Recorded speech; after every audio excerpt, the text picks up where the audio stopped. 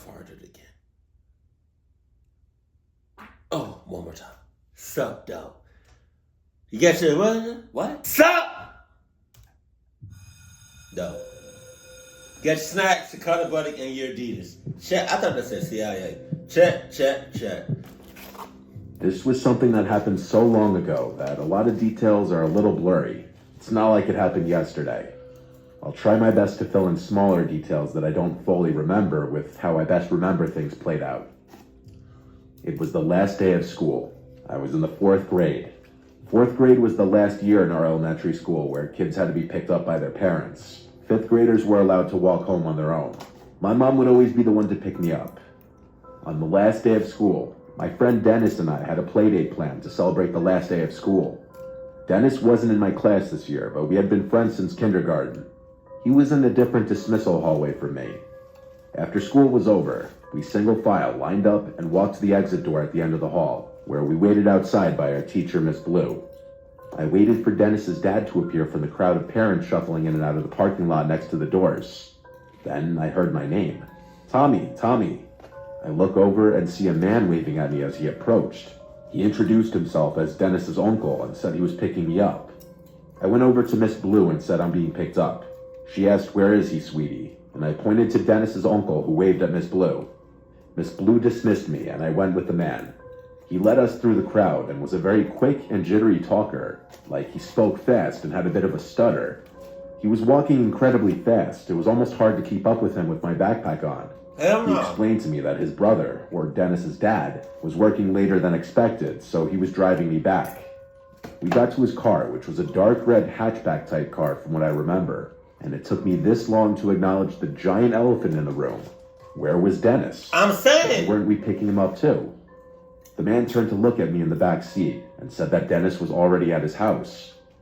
I was shy around people I didn't know, especially adults, and I wasn't one to openly speak my mind if I was confused.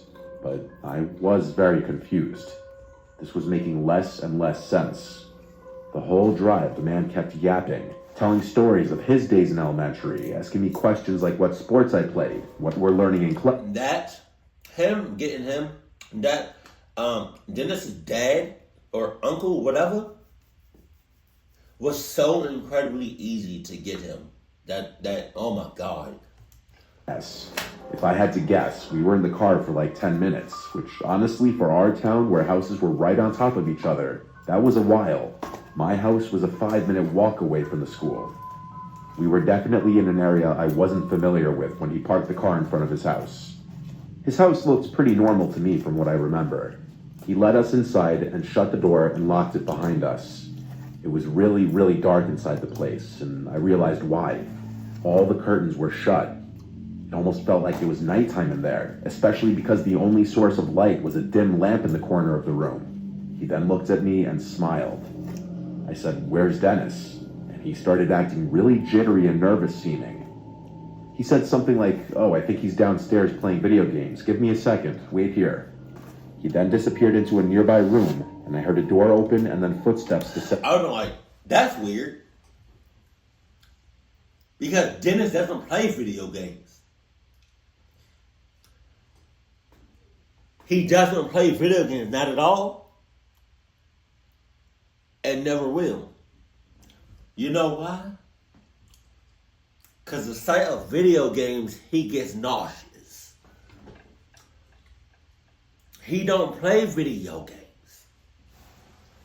Okay, I see what we doing. Into a basement. I know my heart was already racing. I knew I was in danger. I went to the door to quietly try to open it, but I couldn't. It had some kind of lock that must have needed a key for. I really started to panic now, yet I still probably held out a little bit of hope that Dennis would be coming up those stairs. Wow. But I knew the chances of that were slim. I regretted entering that house. I did the only thing I could think to do. I went to the kitchen and found a phone hung on the wall. I picked it off the receiver and dialed 911. The first thing I said when they answered was in a whisper, "Please come to this house. I've been kidnapped." They heard me, they acknowledged me, but I didn't say another word. I hid the phone under a towel in the corner of the room with 911 still on the line. I hurried back to where the man left me as I already heard his footsteps coming back upstairs. Shit. You in fourth grade doing shit like that? How old are you in fourth grade? I do not know. I don't got time to think about that. Then he called my name, saying, "Come down, Dennis is down here." Then there was a pause. He repeated my name, and when I didn't answer, he came up the stairs slowly to look at me. He asked me if I was okay. I felt so sick, and I was so scared. I hated myself for walking into this situation and not being wiser. I asked in a very scared voice if I could leave, and I remember the change in his face. His fake, friendly smile disappeared as he realized that I was no longer falling for this. He walked closer to me in a gentle manner until he was close enough to grab my wrist aggressively, and he started pulling me towards the basement. I screamed and cried, and he screamed at me, "I'll let you go if you stop and behave." So I listened. I went down the stairs, and halfway down, the door slammed shut behind me, and I heard it lock. I walked fully down the stairs to this empty, unfinished basement with a concrete floor and one singular support beam in the middle of the room. There was a depressing yellow glow in the room from one exposed light bulb hanging on the ceiling. If there was a place you'd imagine kidnapped children to go, this would be it. I heard his heavy footsteps upstairs. You could hear everything in this house. I don't know what he was doing, but I heard him walking around for a while. Bro, it's been an hour and 15 minutes. Where's the cops at? That's what I'm trying to figure out. Trace the call and come there. It shouldn't take an hour and 15 minutes. I don't know how long it's been. I'm just saying an hour and 15 minutes. And he came to the basement door, opened it, and he called down asking if I'm hungry. I replied no. I didn't want him going into the kitchen seeing the missing phone. He shut the door and locked it again. I sat down there, waiting, with my heart in my throat, and then I heard it. The doorbell ringing 3 times from upstairs. Come on! Followed by banging sounds, which Come were on! definitely the sounds of police banging on the door. I would refrain from screaming until I heard the... If you don't know, the reason I'm blinking my eyes, you can probably tell. The reason I'm blinking my eyes so much. Oh, also, I got new glasses. Can you tell? You like them? I like them. Also, the reason I'm blinking my eyes so much is because pollen. So the pollen is just real crazy right now. So I'm just trying to refrain from rubbing my eyes. So that's why I'm like doing that. Front door open, but I never heard the man's footsteps approach the door. The doorbell kept ringing and I kept hearing the bangs. This went on for some time, until I heard a really loud bang sound, and then multiple heavy footsteps and multiple screaming voices. I started screaming for help as loud as I could at the top of the stairs, banging on the door. The door was unlocked, and a police officer on the other side grabbed hold of me and hurried me outside. Let's go! There were at least 3 cop cars outside. I had to tell everything to 2 of the cops outside as we waited for my parents to show up. Man, I feel like when you're dealing with like the public school system, especially when dealing with children,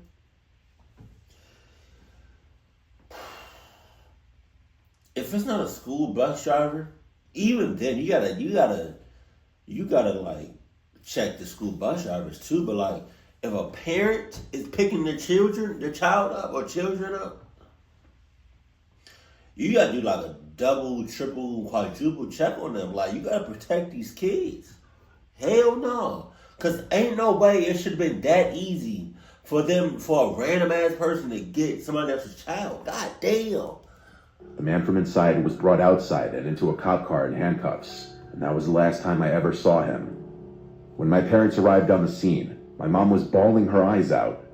There had already been a whole scene at the school as cops were called and Dennis's dad realized what happened. I would be like, Ma.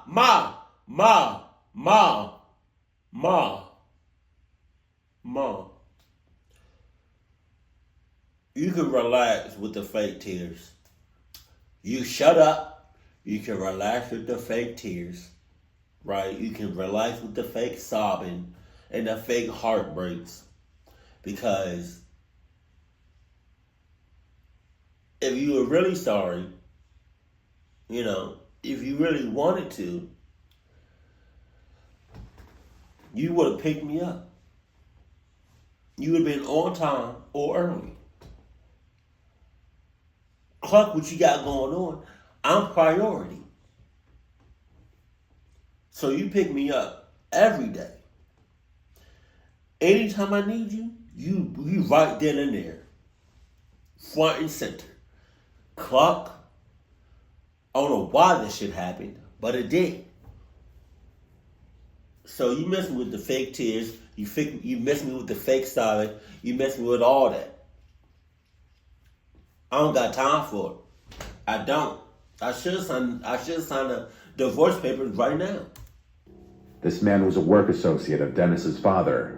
When he somehow learned that Dennis's dad would be picking up Dennis and I from school on the last day, he seized the opportunity to do what he did. That's crazy. A complete sick fuck. I don't know how he found out what I looked like. As I got older, I never really asked for more details because I try not to think about it. My mom went to counseling with me for months after this incident. Let's just say my parents didn't have kind words for Miss Blue, not verifying if I actually knew the person picking me up. If I didn't think to call the police before he basically threw me in that basement, I know for a fact I'd be dead right now. This was like 17 years ago. That man might be out of prison for all I know. I hope Miss Blue got either fired or written up.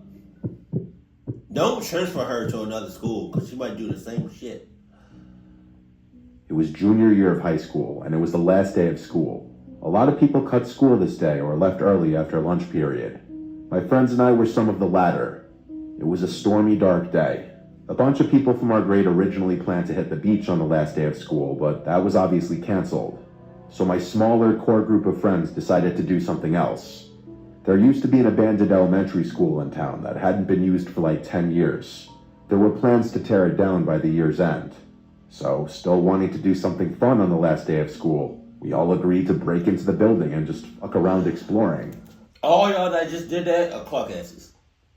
There were no cameras in that old building, and on a stormy day, no one would be outside monitoring the place or anything. So we all left after lunch period. Our friend Eddie already had a car and his license, so he drove us all to the abandoned school. The school was in the middle of a neighborhood, not on any main roads or anything. There was a back parking lot covered by overgrown bushes and trees on one side, and the walls of the school on two other sides. It was a perfect spot to park and go unnoticed. The place wasn't boarded up or anything, it was just locked up. Eddie had a baseball bat in his trunk that he took out to smash one of the windows of the school. I was honestly so nervous that even through the pouring rain, one of the houses over the fence would hear the smashing sound. We all watched and nervously laughed as Eddie swung the bat into the window in front of the car, and after a few good swings, smashing it. He pushed away the stray pieces of glass stuck to the frame with the bat, and then he waved us over. We one by one climbed through the window into the school. My logic was that the school was being torn down anyway. What does a broken window matter? We all were inside the building now. The window we climbed through was actually one of the windows for a classroom. A lot of stuff was still left in the room, including the desks and some decorations on the walls. Based on the decorations, it looked like we were in a 4th or 5th grade classroom. It was very surreal to be inside of what was once an active classroom where little kids would come to learn. Now nothing but a cold, dark, and abandoned room collecting dust waiting to be destroyed. The sounds of thunder and lightning outside also added to the surreal feeling of it all. There were no lights on in the building. Power to the place was likely cut completely. We anticipated this though. The flashlights on our phones were plenty to get around and see. Even without them, it wasn't completely pitch black in there, as even though it was a dark day, some light was still creeping in through the windows and doors. We started traversing the hallways, going from room to room. Each classroom was still full of desks and chairs that hadn't been sat in probably a decade. We all four were in the same classroom, when there was a sound that echoed down the hallway and into the classroom. We all went silent and turned off our lights for a moment. After a flash of lightning, we slowly accepted that it was probably nothing, so we continued on. We just went from room to room as our wet shoes all squeaked on the floors. Sneaking around wasn't possible, really. A lot of things in the school were visibly decaying. You could really tell no one had stepped foot in there in ages. As we neared the corner of the hall, I turned around just to look back down the other way, and at the doorway of one of the classrooms, it looked like there was something sticking out from the classroom. Pause. I asked my friends to also look. Their lights would maybe help see what it was. When all four of us were pointing our phone flashlights toward the door, whatever that thing we were seeing was retracted into the classroom. All four of us quietly went, "Oh shit," amongst ourselves, and we started running down the intersecting hallway. We stopped when we were far enough away. It seemed we were in the kindergarten wing now. Then we heard another sound echo from down the hallway. It seemed we weren't alone. But who could be in here was the question. The place was locked up and every light in the building was off. Cluck ass. The sound scared us into going into the first classroom we could find and shutting the door. It was indeed a kindergarten classroom. We were now concerned we'd get in trouble, so we waited in silence with our flashlights off. The rain was still coming down hard, and there was still thunder and lightning crashing every 20 seconds or so. Suddenly, the door to the classroom clicked open, and someone pushed it as it eerily creaked to a fully open position. We got it. We didn't see anyone at the doorway, though, and the hallway was almost pitch black. We all tried our best to stay quiet. And then, slowly, something appeared through the doorway. It was the shape of a head.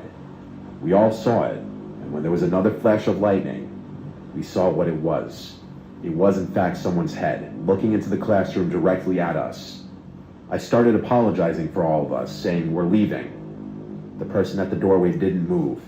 They motionlessly and almost lifelessly just peered around the doorway in the classroom. Eddie asked, "Do you work here?" No response. Why are you talking to him? Eddie had a fuck this moment clearly. He handed me the bat as he struggled to unlock one of the windows to slide it open just enough to crawl through. He crawled out first, then my other two friends, and I was last. Before I crawled out, I looked back one more time at the head at the doorway. I crawled through as quickly as I could, fearing I'd hear the person run up behind me and grab my legs. Once I was out, I ran to catch up with my friends who were already booking it back to Eddie's car.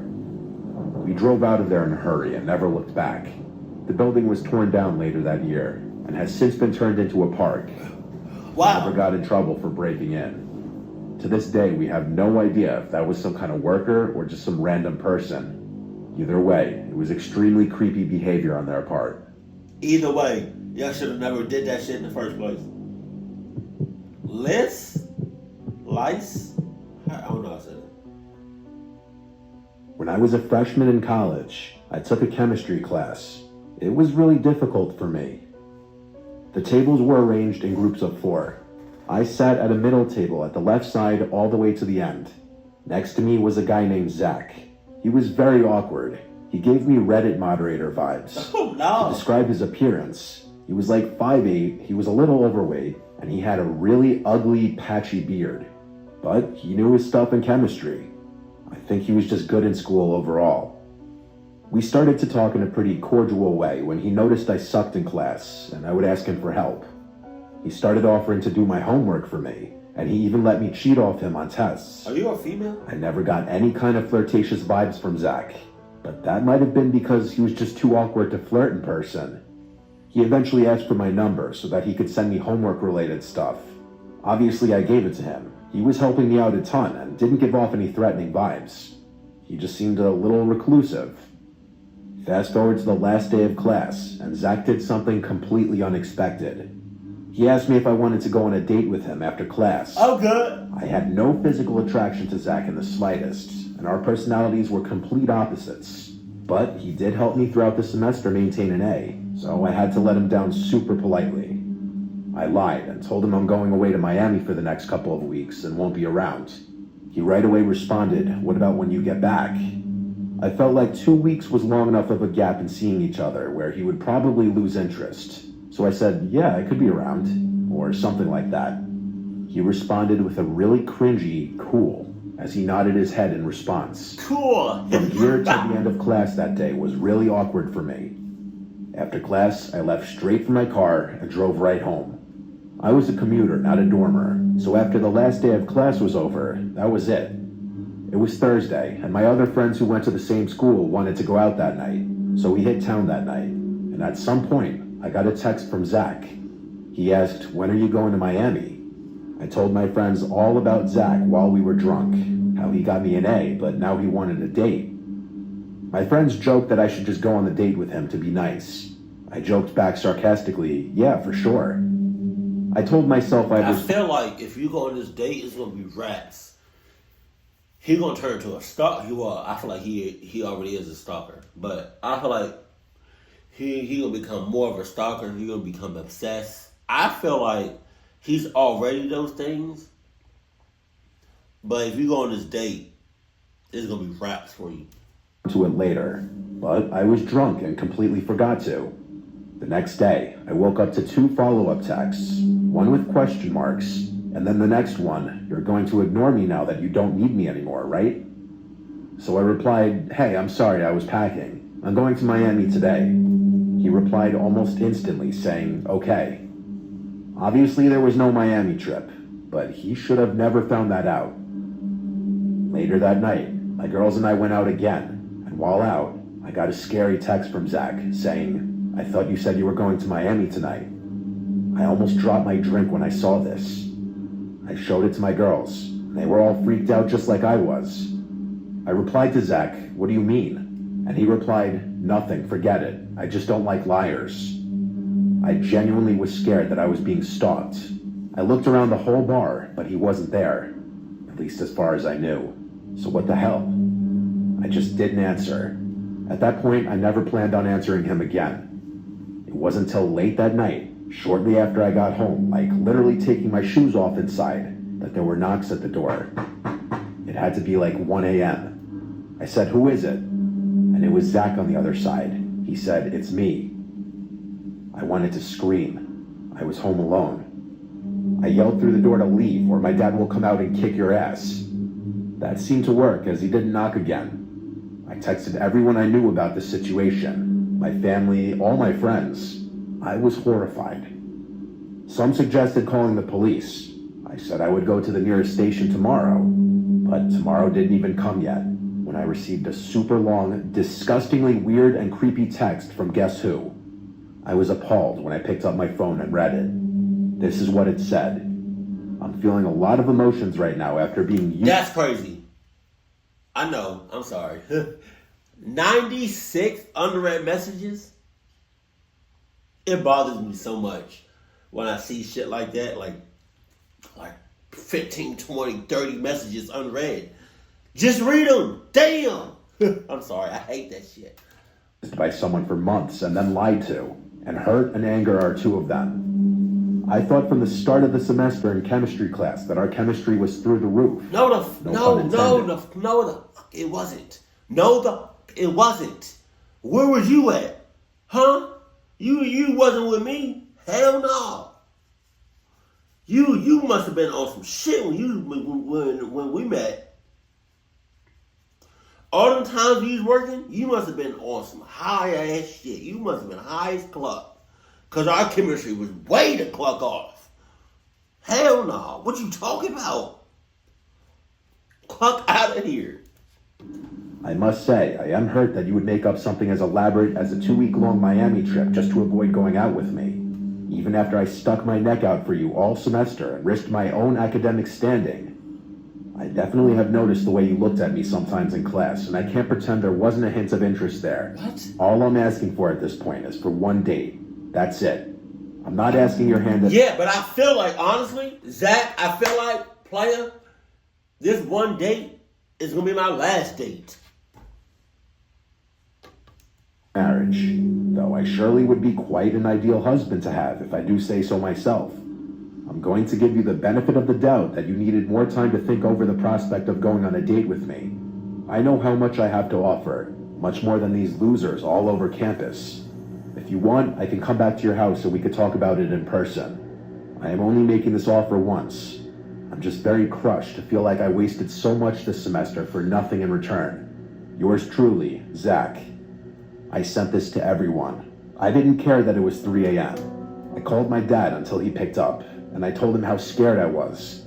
After he read the text, he took it upon himself to send Zach a lengthy text of his own, and he attempted to call him like 10 times, but... So now we're just going back and forth with text. That's crazy. Zach is clearly too much of a coward to pick up that phone call. I also went to the police station the next day with the text saying I wanted to press charges, and one of the people working there said that Zach would be contacted. Zach never picked up any of the calls from the police who were trying to get him to come in for questioning, nor did he answer any of their text messages. Zach completely disappeared. I never heard from him again. Between the police contacting him and my dad's pretty scary texts and voicemails, that basement-dwelling creep probably was shitting himself. Luckily, I never saw him on campus again or anything like that. But I can say, I know what it's like to deal with an actual stalker. I am really glad You did not go on a date with him or meet up with him in any way possible. Because I feel like if you was to do that, even if it wasn't a date, even if y'all met out in public and it was a nice, clear, sunny blue sky, right? I feel like that was gonna be it. Like, from the jump, Zach was on some shit. And for him to say our chemistry was through the roof, no the fuck it wasn't. No the cluck it wasn't, Zach. You know it wasn't. What are you talking about? Hell no. Hey, these schools gotta get a better job at like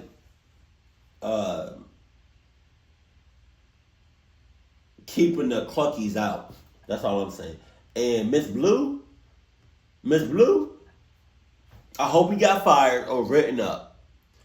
You know, I don't hope you got transferred, because if you got transferred, then you might pull the same shit that you did in the first story. Cluck that.